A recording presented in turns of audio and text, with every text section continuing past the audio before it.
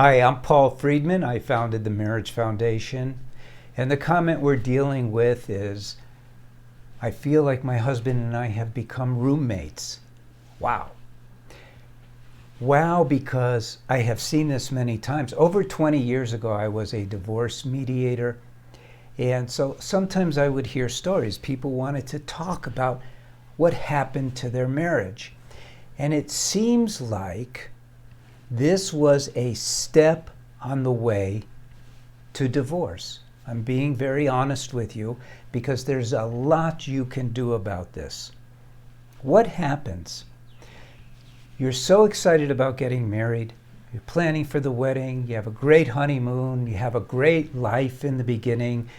Maybe you start having kids, and then slowly but steadily, you start losing that, that charge of happiness.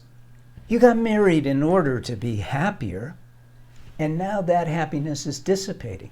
You also got married in order to feel love, like a very deep marital love. It's an unconditional love.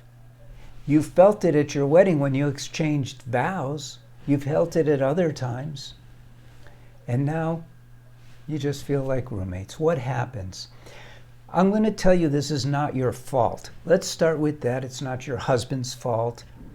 In our society, we learn arithmetic. We learn how to spell correctly, except for me.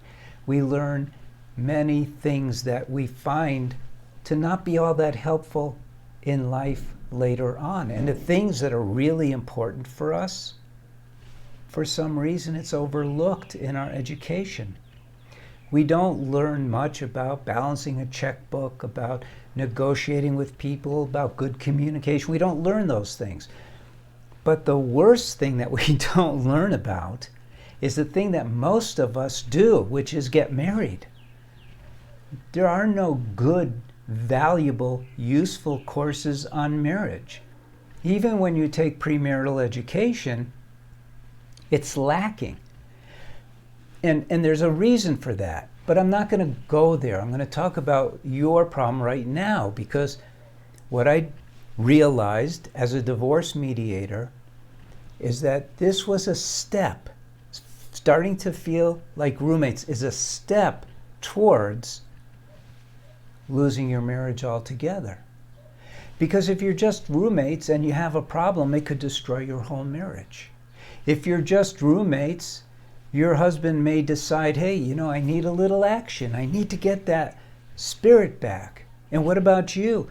You're susceptible too. Maybe you'll be intrigued by someone at the office or someone you bump into at Starbucks, so you start a conversation. There's a lot of vulnerability.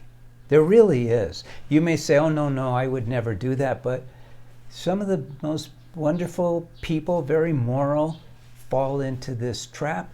And the trap begins with a lack of these two promises of marriage. That's what's really going on. There's two promises of marriage. And in our videos, we always deal with this. So you should subscribe.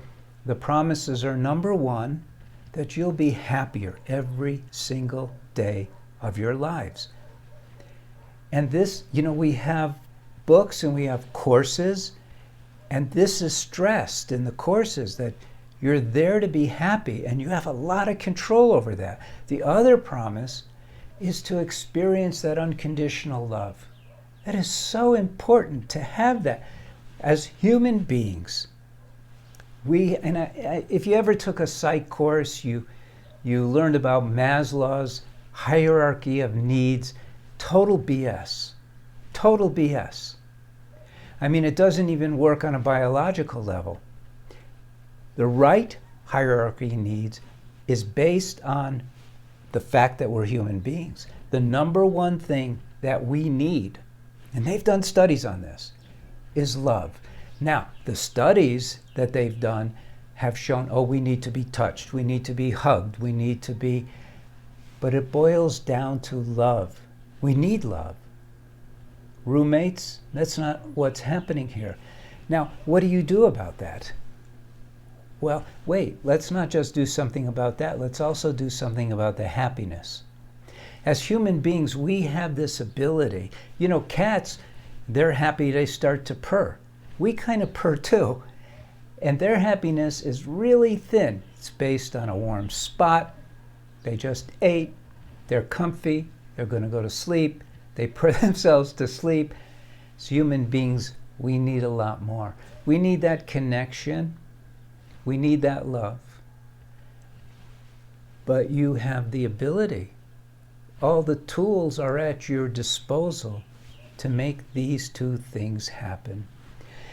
Now, I'm going to be very honest with you. This is not a sales pitch video. But if you're at this stage, I promise you, it's only going to get worse if you don't get educated. My books are fine for that. They will work. Get the books, read it. If you go to bed together at night, read out loud to each other. It'll change your life.